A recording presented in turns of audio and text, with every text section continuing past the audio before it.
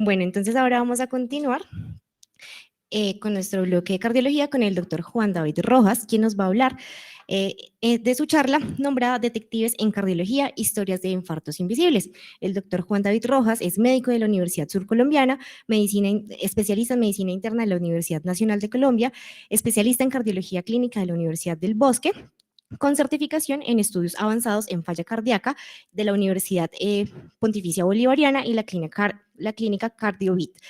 También tiene estudios en inteligencia artificial en entornos hospitalarios. Bienvenido, doctor.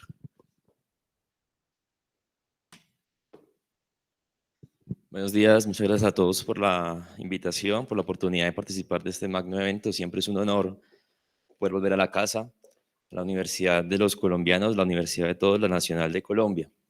Vamos a hablar el día de hoy, pese a que me pase esto cada vez que decimos que vamos para un congreso, afortunadamente este es acá en Bogotá, de Minoca.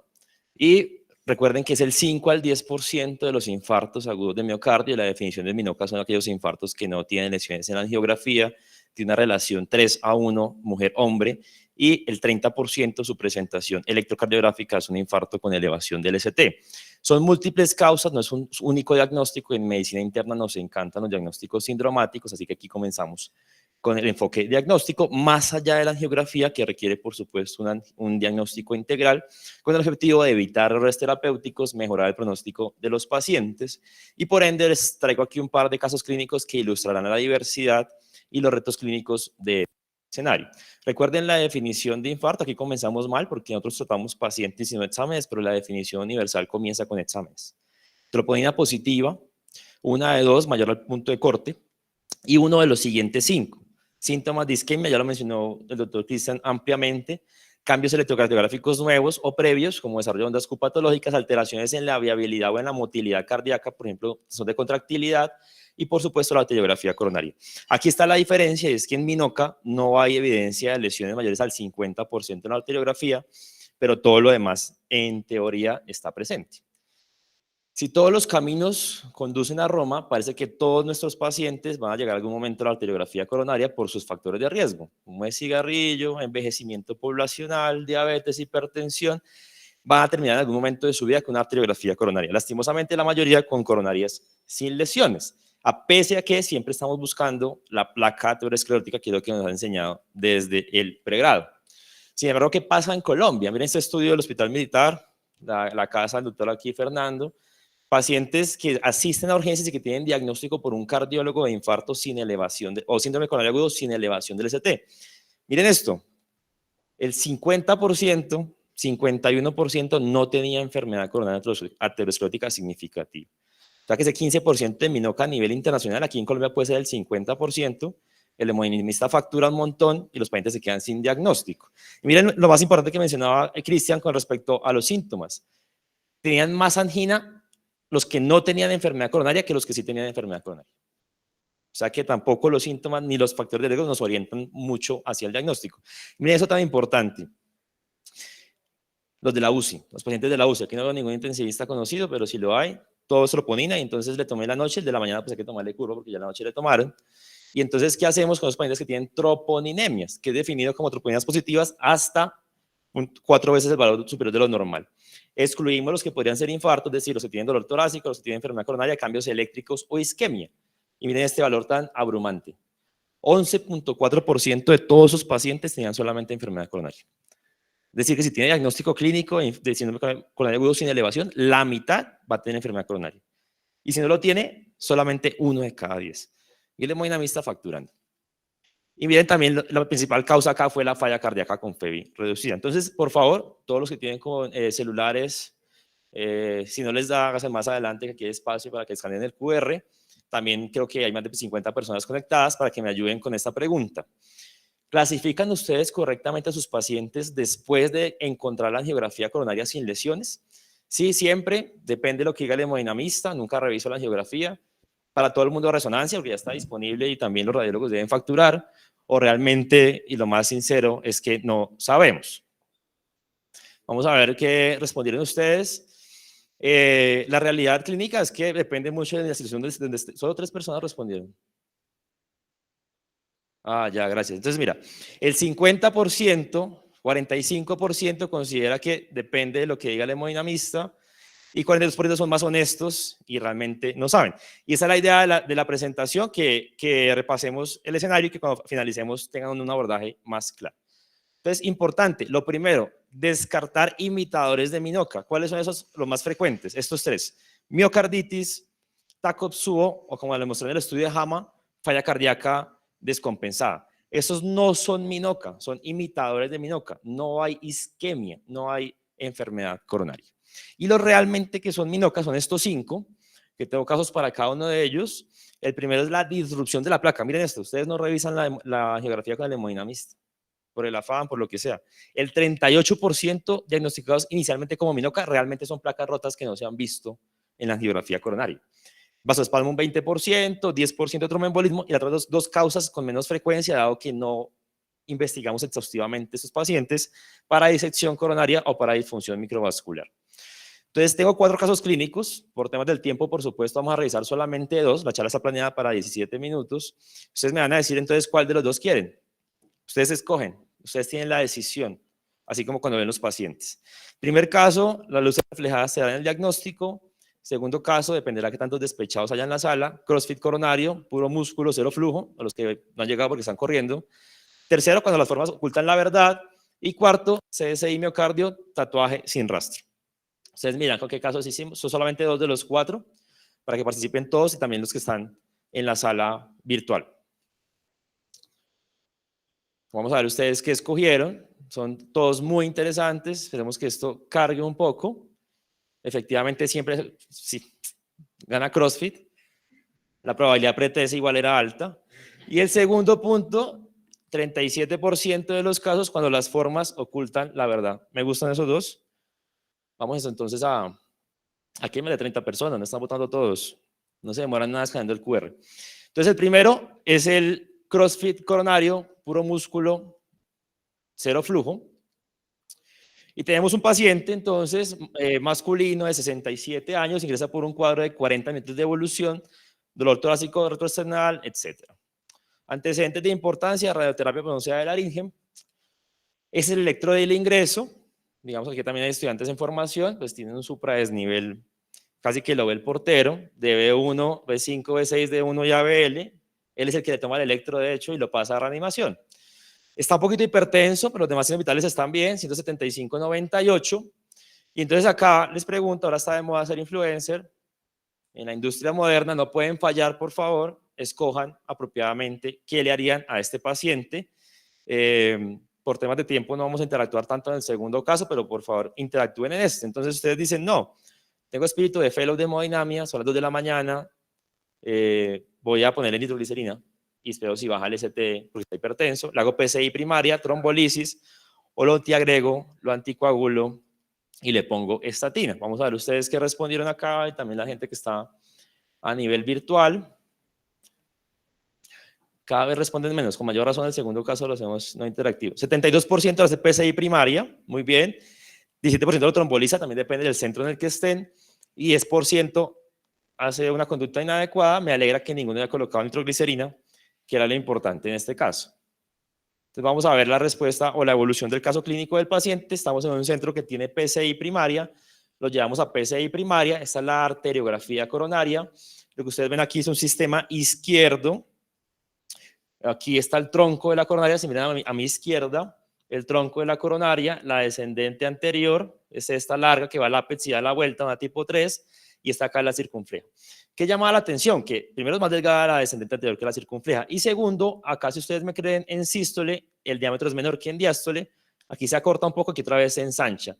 Entonces se diagnosticó un puente muscular en la descendente anterior, pero pues esta no es la causa de un infarto oclusivo, como mencionaba que dicen ahorita, que me eleve el ST. Así es como se ve un puente muscular en la literatura, para que lo conozcan. En sístole se acorta el vaso, en diástole otra vez se expande. Pero entonces quedaba la duda de por qué o qué realmente había causado esa elevación del ST en el infarto. No había concordancia entre las imágenes y la clínica del paciente. Miren acá, aquí hay una lesión del ostium de la primera diagonal, se ve aquí pequeñita, pero tampoco es una oclusión del 100%. ¿Qué se hace en estos casos cuando no hay duda? Estudio con imagen diagnóstica.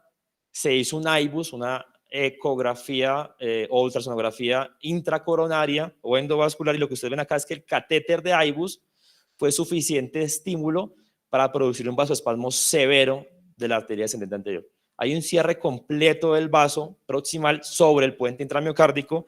En este momento el paciente nuevamente eleva el ST, hace dolor torácico y toca ponerle vasopresor. Ese es el frame del ultrasonido. Lo que ustedes ven acá en el centro de la imagen es el catéter. No me está corriendo. Es el catéter. Ya, gracias. No se ve vaso porque está cerrado. Y ahorita más adelante, o más atrás, vamos a comenzar a ver la pared o la túnica elástica interna. Sirvió histología también, sirvió patología y se ve ya más proximal el vaso.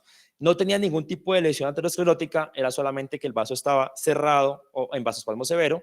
Aquí se ve esto que se llama el signo de la media luna, que es un signo patognomónico por IBUS de puente intramuscular. Entonces, ¿qué tenía el paciente? Pues aquí se resolvió el vasoespasmo con adenosina intracoronaria, ya pues para el hemodinamista el manejo, y ese es el electro al egreso de la sala de hemodinamia, mete una Q muy importante de B1 a B3, el señor no lleva sino 2 horas de dolor y ya metió Q e invirtió la onda T. Ese es el electro del paciente, una aquinesia apical, ya discutirán ustedes después si le dejan anticoagulación o no. Pero la etiología fue entonces el vasoespasmo sobre un puente. ¿Qué hacemos en casos de vasoespasmo? Vasodilatadores, por supuesto. ¿Cuál es el bloqueador de canales de calcio? No derioperiónicos inicialmente. Porque es importante el eco, porque si tiene una FEBI baja, como este paciente que tenía una FEBI del 40%, no se le puede poner un inotrópico negativo. Así que no le ponemos verapamilo ni diltiazem, le ponemos amlodipino. No tenemos ni corandil ni fasudil en Colombia, y lo que hicimos con este paciente fue precisamente ponerle amlodipino y el beta bloqueador. El título es CrossFit coronario, puro músculo, cero flujo, vasoespasmo coronario sobre puente intramiocárdico. Perdónenme. El previo era, el siguiente era cuando la luz se refleja, ¿será el diagnóstico o cuando las formas ocultan la verdad? Cuando las formas ocultan la verdad, perfecto, listo. Entonces están atentos a la charla, vamos a ir al segundo caso, porque estamos muy bien de tiempo, a ver si pueden participar en esta ocasión. Es una mujer de 49 años, peleó con su esposo, llegó del billar, perdió la plata y pues no era muy bueno jugando billar y tampoco tomando.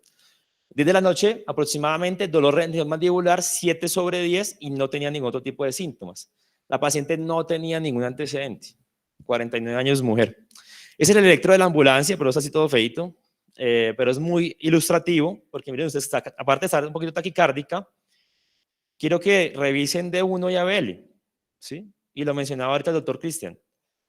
Tiene una elevación del ST con una inversión de la onda T, pero no alcanza el punto de corte de 1 milivoltio o de un cuadrito para trombolizar. Eso es una elevación no significativa, pero lo consideramos como cambios dinámicos del ST e igual es un criterio de alto riesgo y también requiere PCI inmediata. Lo que pasa es que no requiere o no sería candidata a trombolisis. Miren esto, este es el electro cuando llega al servicio de urgencias de la clínica, bajo el ST, elevación transitoria, pero hizo inversión de la onda T y también en la cara lateral. Por eso es que casi que nunca un solo electrocardiograma diagnóstico y lo clave es hacerlo seriado. Entonces, ¿qué estrategia de las siguientes develará el origen? Yo creo que ya les he mencionado y creo que vamos a omitir esta respuesta porque ya les dije que era un criterio de PCI primaria o de enfermedad de alto riesgo. Por favor, que no haya pensado en beta-bloqueador ansiolítico porque era por pelear con su esposo. Ese es el ventriculograma inicial. ¿Y ustedes qué observan acá? ¿Quién me dice el diagnóstico? Un Takotsubo, gracias, hermano, muy bien. Entonces, ustedes ven acá y tiene una hiperquinesia de los segmentos basales y una aquinesia de los apicales. No, pues es un Takotsubo, mujer, 49 años, una pelea, tiene todo. Pero resulta que no. ¿Qué le falta para hacer Takotsubo? Arterias coronarias sin lesiones, y no se las he mostrado. ¿Listo? Entonces, parecería un Takotsubo, ahí le hemodinamista pues 10 de la noche, ya estoy cansado, me voy a ir a un Takotsubo, pero pues haces todo el estudio de las coronarias.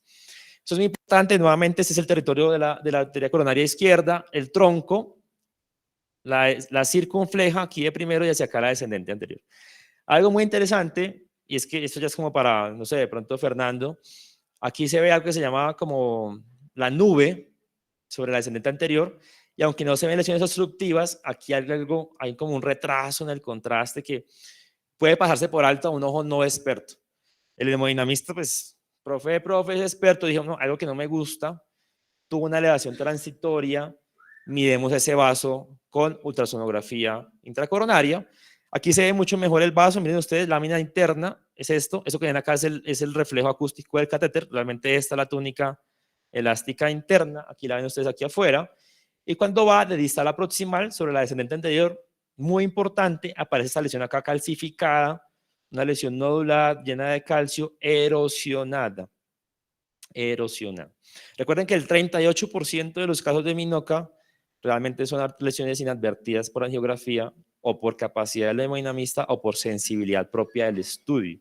Pues tenía enfermedad coronaria aterosclerótica a los 49 años sin factor de riesgo cardiovascular, parecido a los estudios que les había mostrado anteriormente. Eso es para que vean cómo se ve el catéter de ultrasonido en la angiografía. Y pues realmente esto es lo maravilloso de la hemodinamia, es que esto que ustedes ven acá, que infla y desinfla, es un balón de contrapulsación. La paciente se choqueó tanto, una lesión de la descendente proximal, que tuvo que ir a UCI con triple soporte y un soporte mecánico.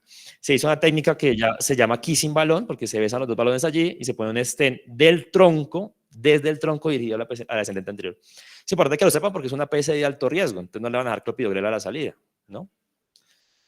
Perfecto. Este es el resultado geográfico final. Se ve realmente divina la arteria, pero la paciente sí quedó con una alteración muy importante de la función ventricular, de la función biventricular, con una FEBI en el postoperatorio inmediato del 30%, con triple soporte.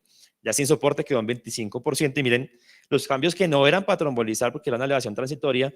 Miren todo lo que ocasionaron. Una inversión de la onda T en la pared inferior. Recuerden que era una D3 larga que iba hasta la ápice y se devolvía, y en toda la pared lateral y lateral alto.